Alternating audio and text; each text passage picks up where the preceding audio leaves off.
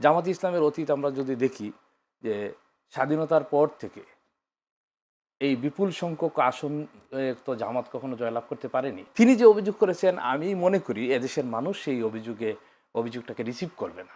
এই অভিযোগটি যে শুধুমাত্র হেরে যাওয়ার কারণেই, সরকার গঠন করতে না পারার কারণেই রাজনৈতিক যে ভিত্তিটা, রাজনৈতিক যে অবস্থানটা সেটা টিকিয়ে রাখার জন্যই তিনি এটা বলছেন। ডক্টর ইউনূসের সরকার এমন একটি নির্বাচন উপহার দিয়েছে যে নির্বাচনে আমরা বলতে পারি কোথাও কোনো রক্তপাত বা প্রাণহানির ঘটনা ঘটেনি। 12ই ফেব্রুয়ারি একটি ঐতিহাসিক নির্বাচন, অর্থাৎ জাতীয় সংসদ নির্বাচন এবং গণভোট দেখল পুরো জাতি, এবং ভূমিধস বিজয়ের মধ্য দিয়ে 212 আসন নিয়ে, অর্থাৎ সংখ্যাগরিষ্ঠ আসন নিয়ে এখন বিজয়ের আসনে বাংলাদেশ জাতীয়তাবাদী দল বিএনপি, সেই সাথে বিরোধী দল বিশেষ করে জামায়াত সহ 11 দলীয় জোটও তারা বেশ 77টি আসন নিয়ে একেবারে যদি বলা যায় একেবারে মূল প্রতিদ্বন্দ্বী হিসেবে সংসদে কথা বলবেন, এরকম একটি সুযোগ তারা পেয়েছে। তবে এই নির্বাচন নিয়ে দুই দলের পক্ষ থেকে বিভিন্ন সময়, নির্বাচনের পর থেকে আমরা একে অপরের পক্ষে কারচুপির অভিযোগ, বিভিন্ন ধরনের ইলেকশন ইঞ্জিনিয়ারের কথা আমরা শুনে এসেছি। আবার জামায়াতের পক্ষ থেকে প্রায় 33টি আসনে কারচুপি হয়েছে এমন অভিযোগ নির্বাচন কমিশনে করা হয়েছে।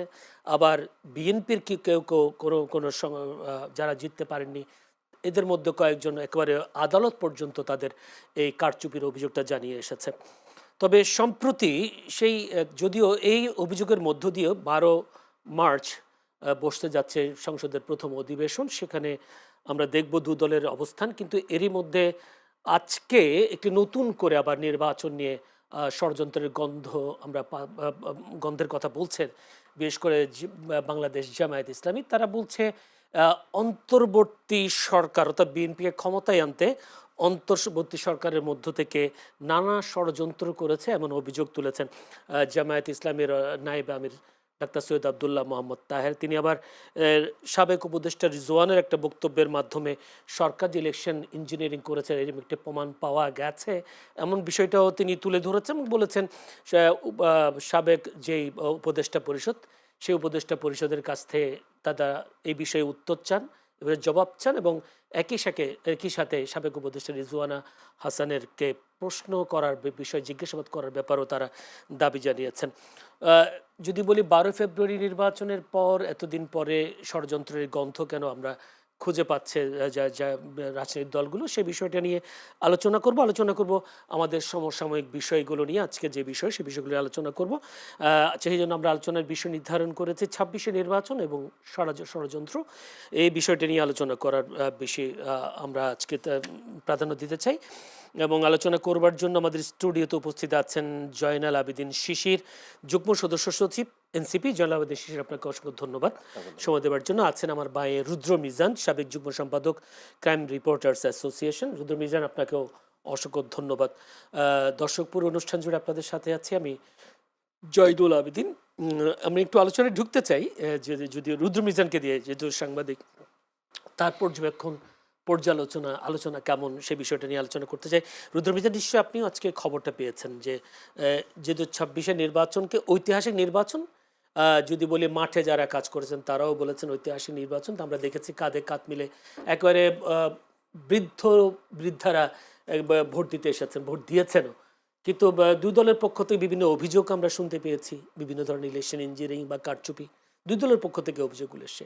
আজকে যে জামায়াত ইসলামের নায়েবে আমির যে অভিযোগটা করলো, সেই অভিযোগটা যদি এভাবে বলি বিএনপিকে ক্ষমতায় আনতে বিগত সরকারের মধ্যে থেকে নানা ষড়যন্ত্র করা হয়েছে এমন অভিযোগ তুলেছেন, আপনি কি বলবেন? দেখেন, আমাদের দেশে যতবার জাতীয় সংসদ নির্বাচন হয়েছে এমন কোনো নির্বাচন নেই যে নির্বাচনের পরে এরকম অভিযোগ করা হয়নি। তবে কি আমরা কি 24-এর পর কি আমরা এই ধরনের অভিযোগের কথা শুনতে চেয়েছিলাম? 24-এর পরে স্বস্তির বিষয় হচ্ছে, ভালো লাগার বিষয় হচ্ছে যে এমন একটি নির্বাচন দেশে অনুষ্ঠিত হয়েছে, বা এই সরকার, ডক্টর ইউনূসের সরকার এমন একটি নির্বাচন উপহার দিয়েছে যে নির্বাচনে আমরা বলতে পারি কোথাও কোনো রক্তপাত বা প্রাণহানির ঘটনা ঘটেনি। এটা আমাদের অত্যন্ত স্বস্তির একটা বিষয়। বাংলাদেশে এর আগে অনেক নির্বাচন হয়েছে, সংঘর্ষ, প্রাণহানি, এসবের মধ্য দিয়েই এক একটি নির্বাচন মানে অনেকগুলো জীবন ঝরে যাওয়া। তো এই নির্বাচন পরবর্তী সহিংসতাও কিন্তু ছিল এবার। সেটা অস্বীকার করার সুযোগ নেই, কিন্তু আমি যা বলতে চাচ্ছি যে উল্লেখযোগ্য বিচ্ছিন্ন কিছু নির্বাচন ঘটনা ছাড়া উল্লেখযোগ্য এরকম উল্লেখযোগ্য কিছু ঘটেনি। নির্বাচনের কিছুই হয়নি বলতে সুতরাং এই নির্বাচন নিয়ে আমরা নিঃসন্দেহে বলতে পারি যে একটা গণতান্ত্রিক প্রক্রিয়া, একটি সুষ্ঠু সুন্দর নির্বাচন অনুষ্ঠিত হয়েছে। আর বাংলাদেশের রাজনৈতিক প্রেক্ষাপটে এরকমই যে যতবার সংসদ নির্বাচন হয়েছে ততবারই যারা হেরে যান তারা নানা ধরনের অভিযোগ করেন, যারা সরকারে যেতে পারেন না, সরকার গঠন করতে পারেন না, তাদের নানা অভিযোগ থেকে যায়। অনেক ক্ষেত্রে অতীতে বিভিন্ন অভিযোগ দেখা গেছে, হ্যাঁ অনেক ক্ষেত্রে সত্য, অনেক ক্ষেত্রে দেখা গেছে সত্যতা নাও থাকতে পারে।